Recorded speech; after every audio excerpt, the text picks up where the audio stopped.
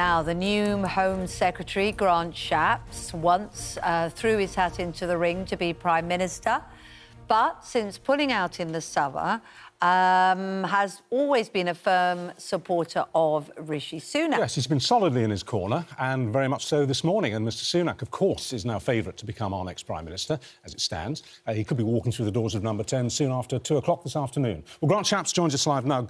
Good morning, Mr Shapps. Having a very busy morning.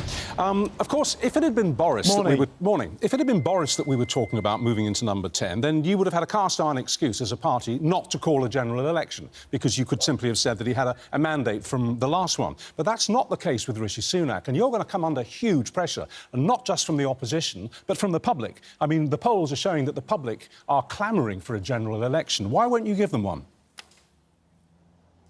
So, morning. What I would say is, you know, we're elected for a party's elected for a 5-year term. And actually, I'm standing here, in my own constituency. I'll be going out with the police later as Home Secretary. And I'm standing here in my constituency, and every single person here, when they voted, had my name on the ballot paper. I was elected. The same applies in 650 countries. So we have a very straightforward system. You vote for the individual in each constituency. You don't vote, we're not in a presidential system. You don't vote for the Prime Minister directly. No, but a lot has happened, hasn't it?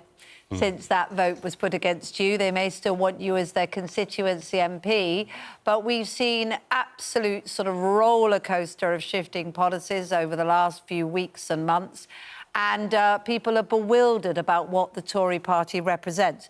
You've always backed Rishi Sunak. You're backing him now. He looks like he's a front runner. But when Liz Truss offered you the job of Home Secretary, you accepted it. Is that because you knew in a matter of hours she was going?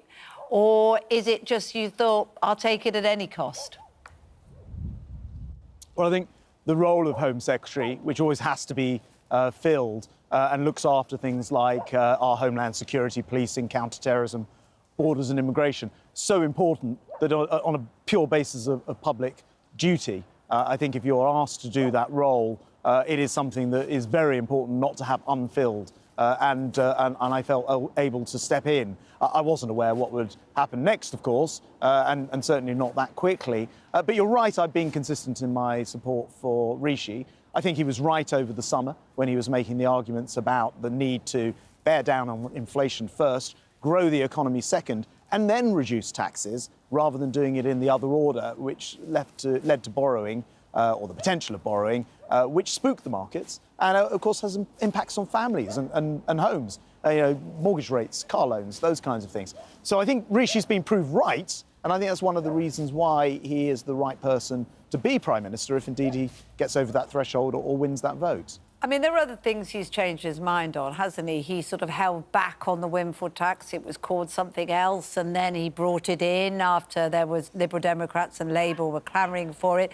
So you're right, we have some experience of how he operates because we've seen him as Chancellor, perhaps more than Penny Mordaunt, certainly. But it's still not clear what position we're going to have to be in. And certainly your constituents there and people around the country didn't vote for a Conservative Party for him as leader. So why should we have him now? So you're absolutely right. They've seen him as Chancellor, and, for example, he was in charge of getting us through coronavirus with that incredible furlough scheme that helped so many businesses and ensured that people remained in their jobs, which I think's been really, really important. But, you know, actually, as I said right at the top of your programme, you know, people vote for individuals. They vote in each constituency. They vote for a manifesto. And if anything, Rishi is going to take us much more back to the principles of our 2019 manifesto. And I think what people want more than anything else is the stability of knowing that Conservatives are looking after the economy. That we've sorry, got just that one second. You say he's going to take us back. Just one. Sorry Sure. to interrupt you, but this is an important point you just made. You say he's going to take us closer to the manifesto. In what way? You know, what are the things he's going to keep and not? Because he could be anointed as Prime Minister without the grilling that we would see in a normal situation. Yeah, actually, I think, interestingly, of all people, because Rishi was involved in that very elongated election leadership election over the summer, we know actually a lot about what he thinks, not just the 2019 manifesto, as I said, but also 5, was it, different TV debates, meetings up and down the country, many of them live streamed.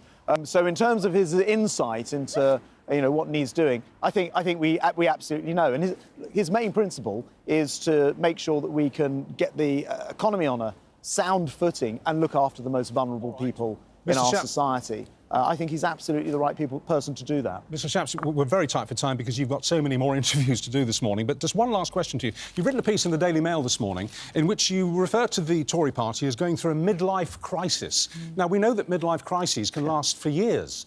What's to say this one won't go on for that long?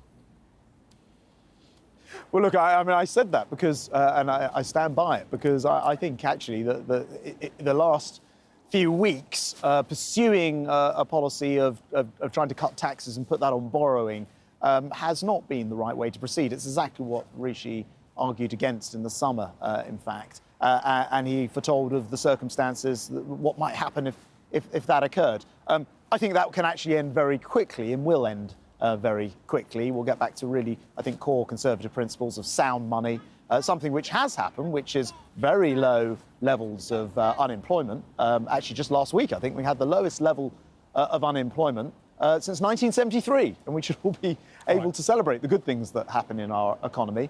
But I think we need to be back on track in delivering that 2019 manifesto, and that is what Rishi will do if indeed he becomes Prime Minister. All right. Home Secretary, thank you for your time this morning.